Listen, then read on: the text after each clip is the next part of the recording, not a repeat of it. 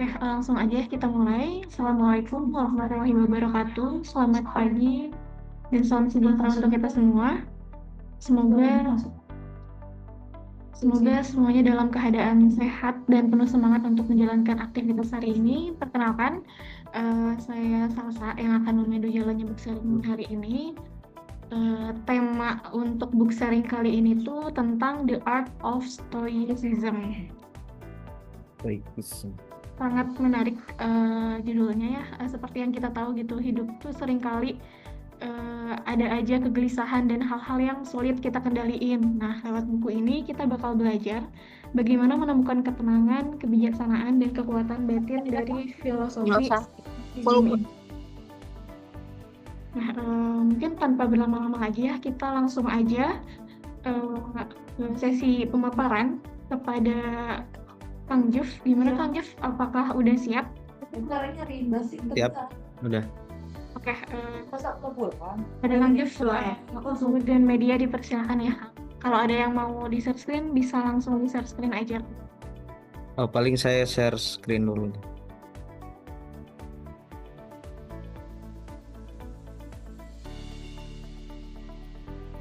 Baik.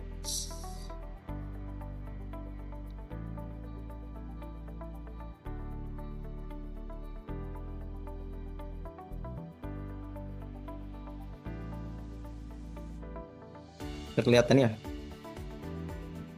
Dan lihat.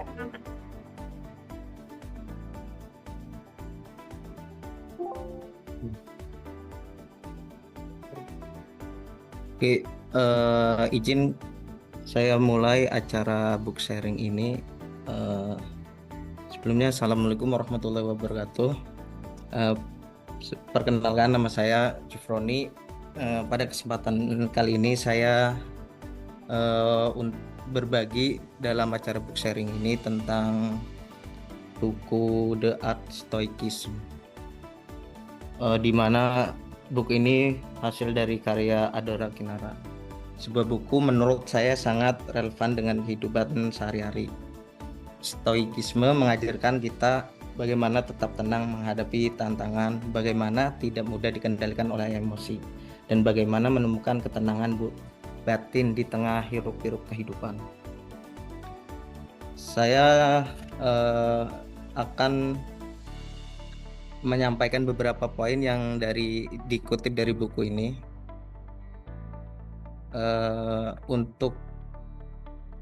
Jadi The Art of Stoicism ini sebenarnya nggak cuma ngomongin soal emosi doang, tapi juga ngajarin kita gimana caranya kenal sama diri sendiri. Intinya biar kita bisa lebih sayang sama diri sendiri, jadi pribadi yang kuat, mengerti keadaan kita, dan nggak buang-buang waktu, nggak buang-buang hidup buat hal-hal yang nggak penting. Di buku ini terdapat 13 bab ya. Tiap babnya punya judul yang cukup nendang dan bisa jadi bahan renungan. Walaupun bahasa filsafat yang biasanya kesan berat, tapi cara penulisannya enak, bahasanya ringan dan gampang dicerna. Jadi cocok banget buat anak muda. Ditambah lagi ada quotes keren yang relate banget. Nah, tapi kalau ngomongin kekurangan, menurut saya ini beberapa bagian masih agak berulang. Jadi masalah tetap ada, tapi respon kita yang bikin hasilnya beda. Ini adalah contoh tabel dalam pembahasan stoikisme. Jadi ada dua tabel di mana yang bisa kita kendalikan dan di luar kendali kita. Kalau diperhatiin, hidup itu kayak terbagi dua kotak. Kotak kiri hal-hal yang ada di dalam kendali kita. Inilah wilayah yang bisa kita atur. Contohnya pikiran, cara kita berpikir, sikap dan respon tindakan sehari-hari, pilihan dan keputusan pribadi. Kalau di luar kendali, ini hal-hal wilayah yang sering bikin kita stres, padahal kita nggak bisa ngapa-ngapain juga, seperti keadaan cuaca atau opini omongan orang lain, kebijakan, aturan, masa lalu, atau nasib. eh,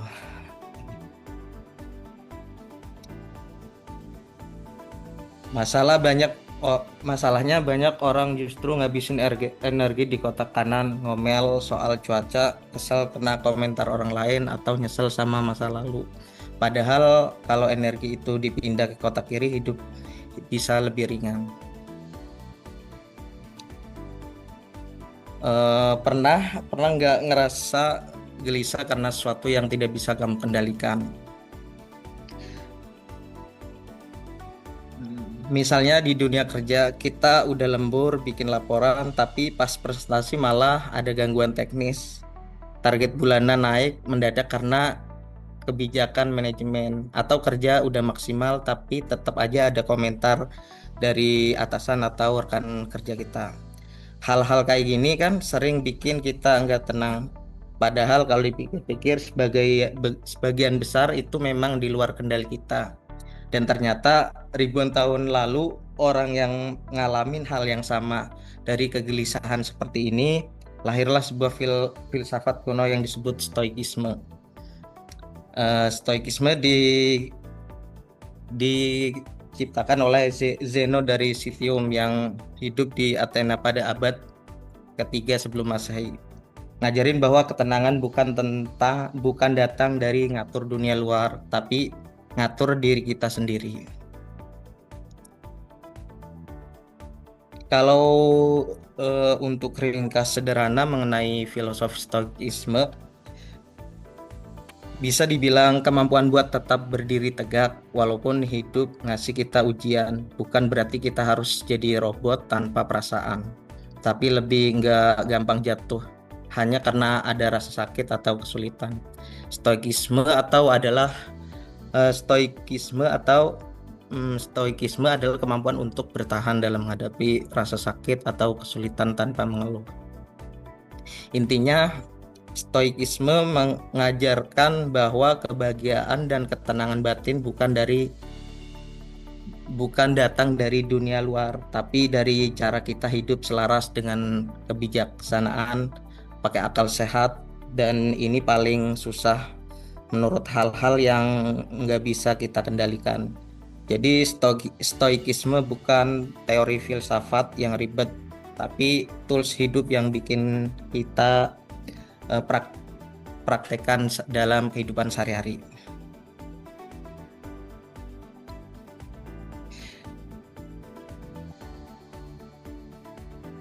Kalau kita balik lagi ke soal kegelisahan, seringkali penyebab utamanya kita sibuk mikirin hal-hal yang sebenarnya nggak bisa kita kendalikan.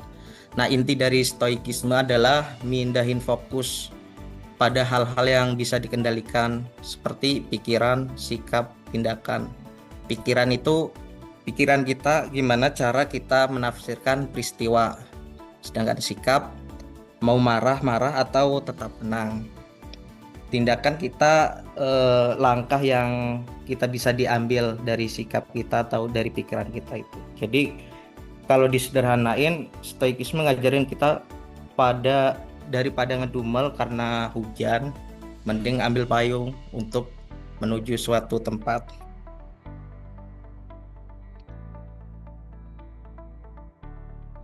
Nah, di buku ini ada beberapa prinsip penting dari stoikisme yang menurut saya menarik banget. Pertama, kelola harapan dan penilaian.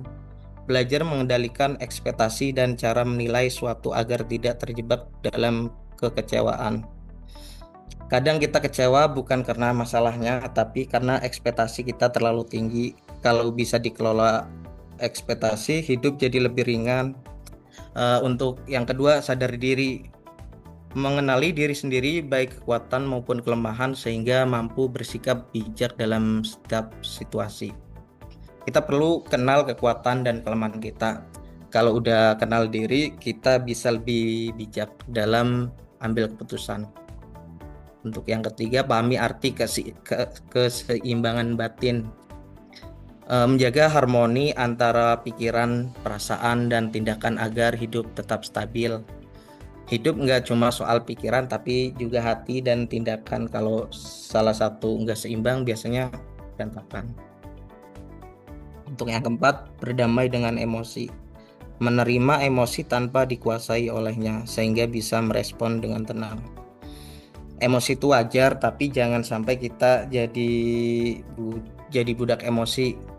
Kita harus tetap kendalikan emosinya, bukan kita dikendalikan oleh emosi.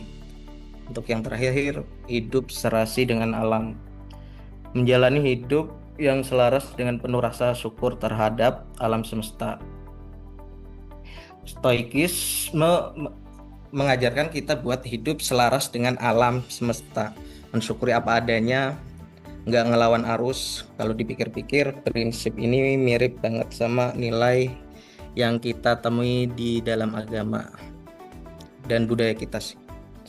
Agama dan budaya. Ini ilustrasi. Next saja kita.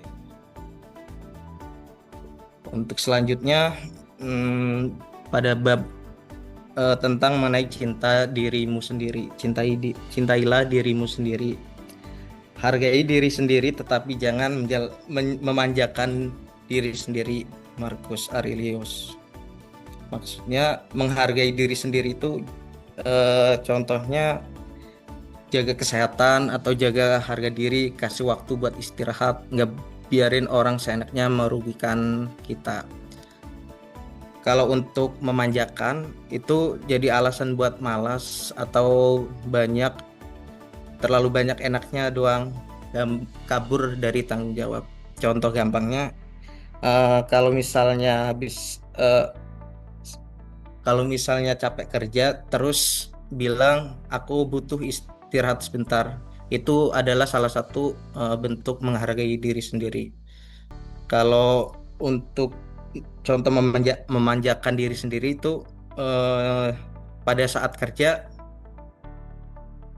udahlah nggak usah kerja, rebahan aja seminggu. Itu adalah salah satu contoh memanjakan diri sendiri. Ini adalah ada contoh dari menghargai diri sendiri, seperti menjaga martabat, disiplin, dan hidup sesuai kebajikan. Kalau untuk tidak memanjakan diri, menghindari berlebihan, malas, dan terlalu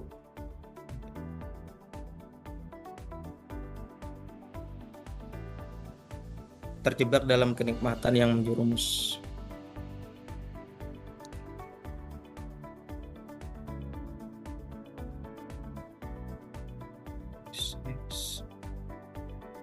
Nah, ini ada quotes dari Seneca.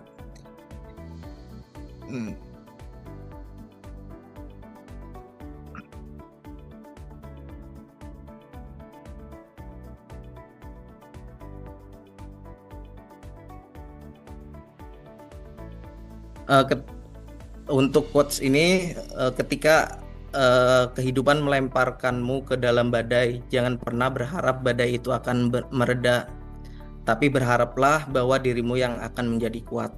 Kalau tadi bahas soal mencintai diri sendiri dengan cara yang sehat, sekarang Seneca ngingetin kita tentang kekuatan diri.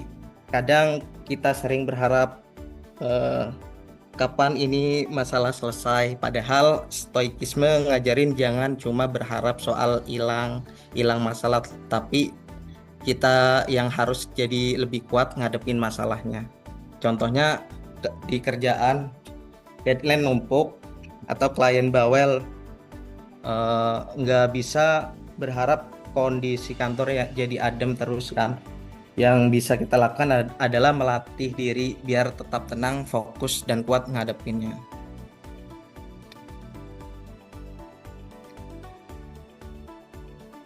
Untuk seorang stoikisme, ketika menghadapi badai, seorang stoikisme nggak akan bilang kapan badai ini berhenti, tapi dia akan bilang biarkan badai datang, aku akan belajar menari di tengah hujan. Dan itulah cara berpikir seorang stoik, bukan mengeluh, bukan lari, tapi bertumbuh. Stoikisme ngajarin kita dunia luar nggak bisa kita kontrol, tapi diri kita sendiri yang harus kita kontrol. Kalau kita marah, itu tandanya kita ngasih kontrol ke orang lain untuk aturan emosi kita. Sejatinya kekuatan sejati justru muncul saat kita bisa tetap tenang di tengah kekacauan. Misalnya eh, timeline yang sudah disusun rapi tiba-tiba berubah karena mendadak dari klien, atau budget dipotong di tengah jalan padahal plan udah jalan. Kalau kita cuma, duh kapan begini terus ya, kapan masalahnya kelar. Tapi kalau pakai mindset stoik, oke, ini di luar kendali kita, tapi saya bisa mengontrol dan untuk merespon dari masalah ini. Jadi pelajaran yang diambil itu untuk beradaptasi, fleksibel, atau atur ulang prioritas dan tetap jaga semangat.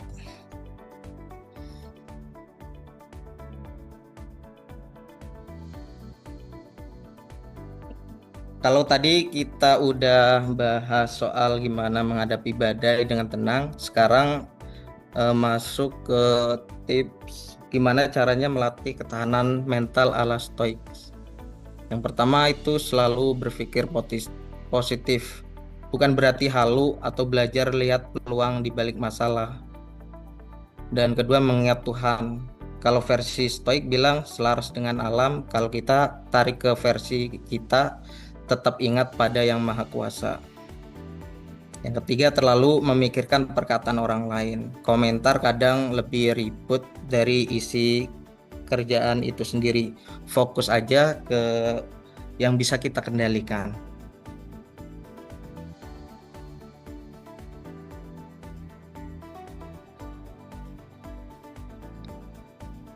Untuk poin kelima, lakukan satu hal yang sulit tiap minggu. Ini adalah latihan mental, misalnya coba presentasi atau olahraga yang lebih keras, atau yang biasanya kita kerjaan biasa-biasa aja, coba naikin untuk versi yang lebih berat. Itu untuk poin yang keenam, jaga kesehatan, karena pikiran yang sehat butuh badan yang sehat juga. Yang terakhir, luangkan waktu untuk evaluasi diri.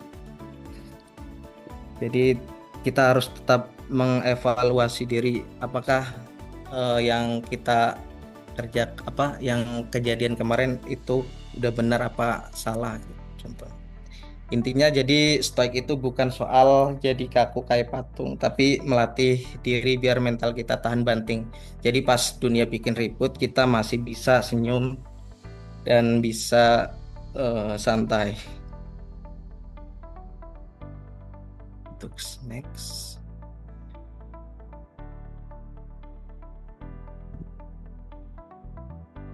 dari sini ada yang mau nanggepin?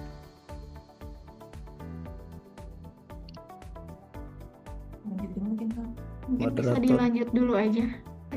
Oh, dilanjut. Lanjut dulu aja. Oke. Untuk selanjutnya ini tentang jangan biarkan orang lain merusak kedamaian. Jangan biarkan orang lain mengambil kedamaian hatimu. Kedamaian yang pertama itu, kedamaian ada di dalam diri, bukan di luar. Orang lain bisa berkata, berbuat, atau bersikap semuanya, tapi respon dan ketenangan hati tetap hak kita sendiri. Selanjutnya, kita tidak bisa mengendalikan orang lain. Yang bisa kita kendalikan hanyalah pikiran, sikap, dan tindakan kita terhadap mereka. Selanjutnya, jangan reaktif, pilih untuk responsif. Saat ada yang menghina, mengkritik, atau menyakiti, kita bisa memilih untuk tidak membiarkan emosi mereka menular pada kita.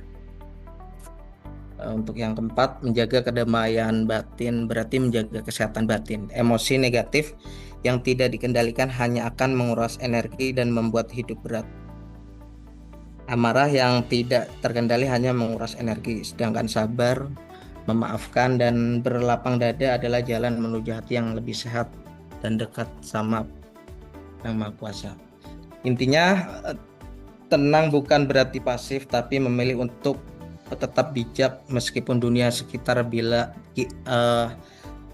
meskipun dunia di sekitar kita bising.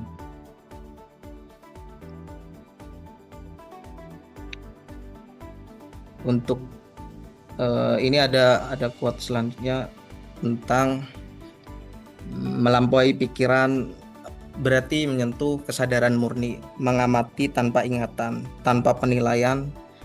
Pikiran berakar pada ego dan ego adalah ilusi. Terdengar sulit tapi sebenarnya amat sederhana.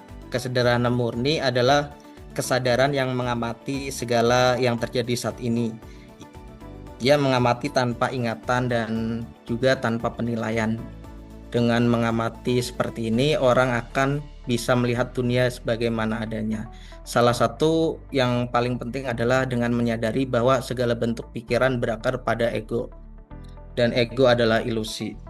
Kesimpulannya, ketika kita menyadari bahwa pikiran hanyalah permainan ego dan mampu hadir kesadaran murni, maka segala kegelisahan, kemarahan, dan kesulitan tidak lagi melekat di hati.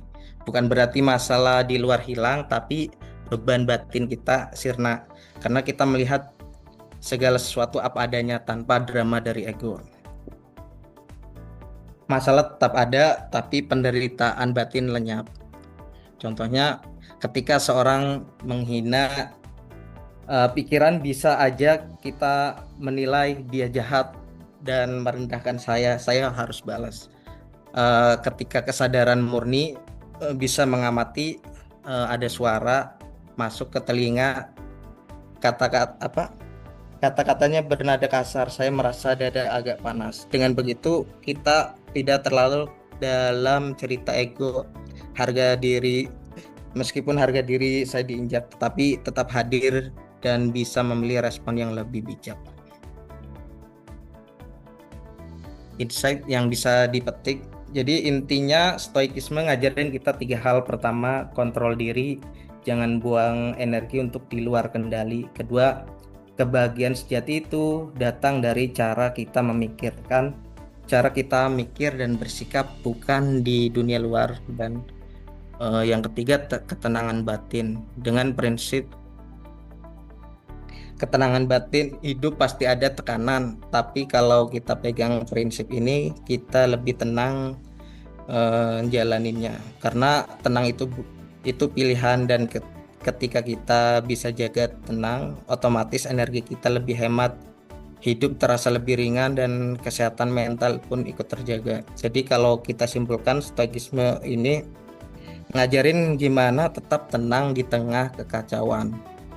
Tapi kalau dalam Islam sendiri, tenang itu bukan hanya soal kuat mental, tapi kita...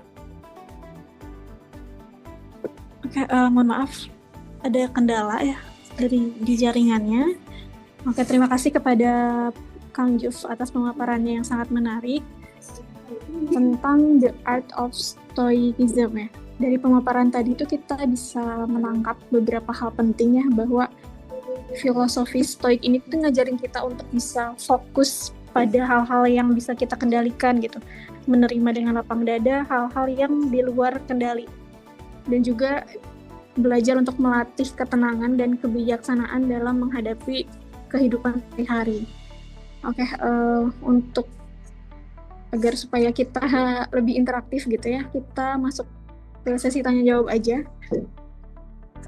Tepatnya ke sesi diskusi gitu ya, bagi rekan-rekan yang mau sharing terkait stoicism ini, boleh langsung raise hand atau langsung unmute juga boleh.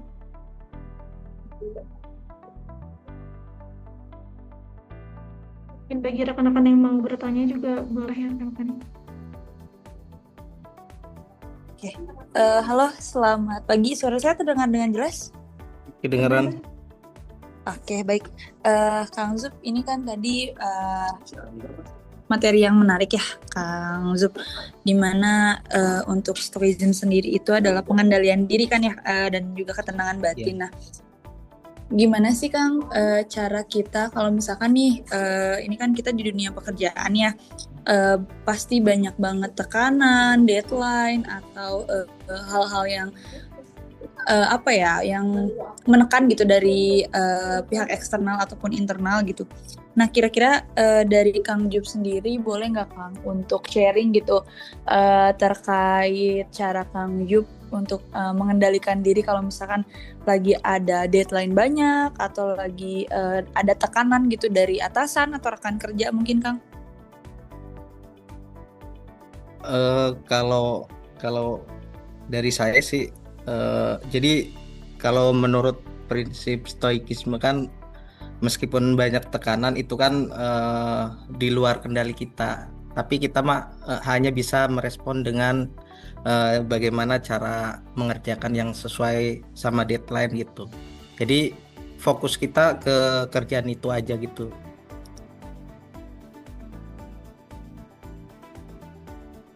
Oke, berarti dengan tidak terlalu mendengarkan orang lain mungkin ya? Ya, lebih fokus ke inilah yang bisa kita kendalikan.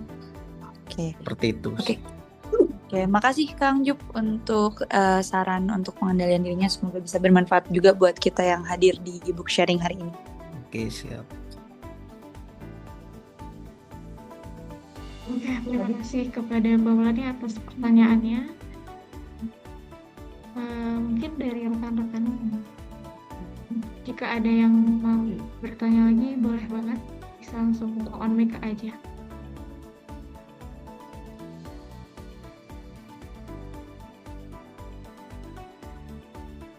Halo Kang Juf. Ya, siap. Kang, kan aku masih relate sama pertanyaan dan jawaban Kang Juf yang tadi terkait gimana cara kita nggak terlalu menghiraukan omongan dari pihak luar biar bisa mengendalikan diri kita sendiri gitu. Gimana cara Kang Juf buat kendaliin itu semua? Biar nggak kepikiran atau kayak gimana? Kalau ini menurut saya sendiri apa menurut itu apa stoikis? Boleh di-compare aja Kang. Kalau menurut Kang Juf gimana? Kalau menurut yang buku Stoicism itu kayak gimana? Soalnya aku lihat Kang Jum itu selalu tenang ya Kang menghadapi suatu masalah. Kalau misalnya dari saya sih, kadang kalau ada tekanan emang kerasa ya ininya apa. Cuman fokusnya itu ke ininya aja apa yang kita apa ya kerjain gitu tuh. Misalnya suruh bikin apa gitu, jadi fokusnya ke situ. Mungkin jawabannya simple.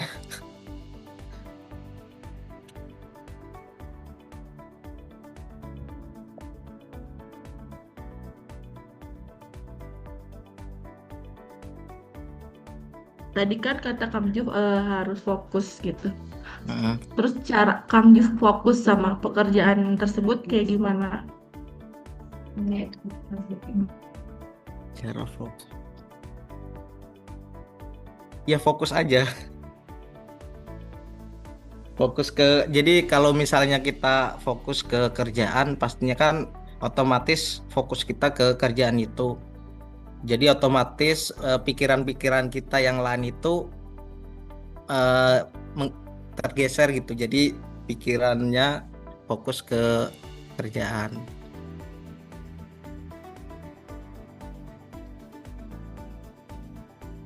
Seperti itu sih. Oke Kang Juf, makasih ya. Oke.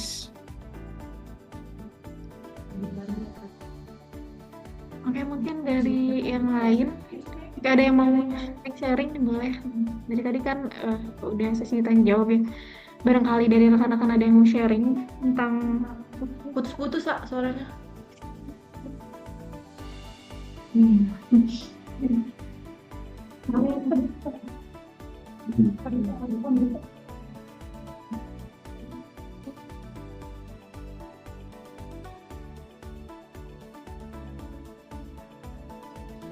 Oke, mohon maaf, tadi ada kendala ya rekan-rekan. Mungkin dari rekan-rekan ada yang mau sharing-sharing, boleh banget nih. Dari tadi kan udah ini sesi tanya jawabnya. Mungkin dari rekan-rekan ada yang mau sharing dari pengalaman pribadinya tentang stoicism ini, boleh banget nih rekan-rekan.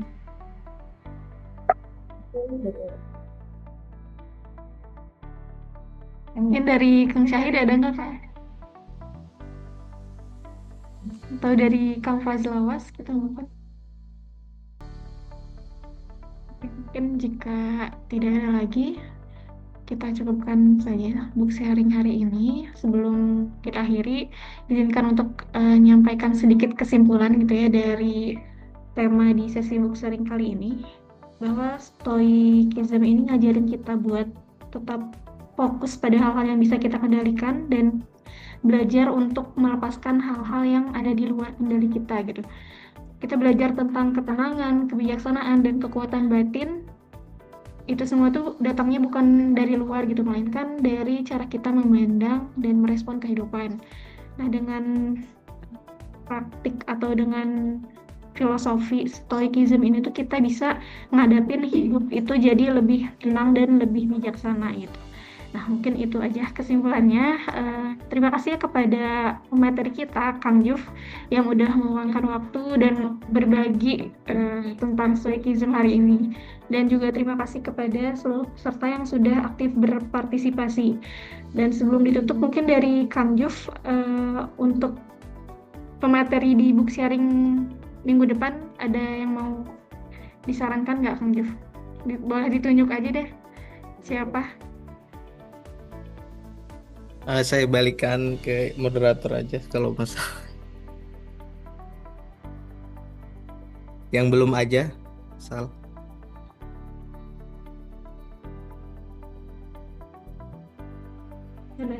Mungkin yang datang hari ini gitu kan, ada yang mau ditunjuk nggak, Kang?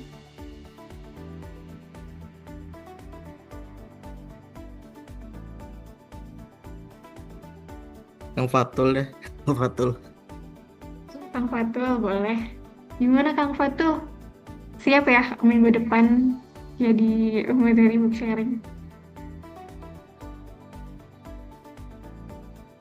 Oke,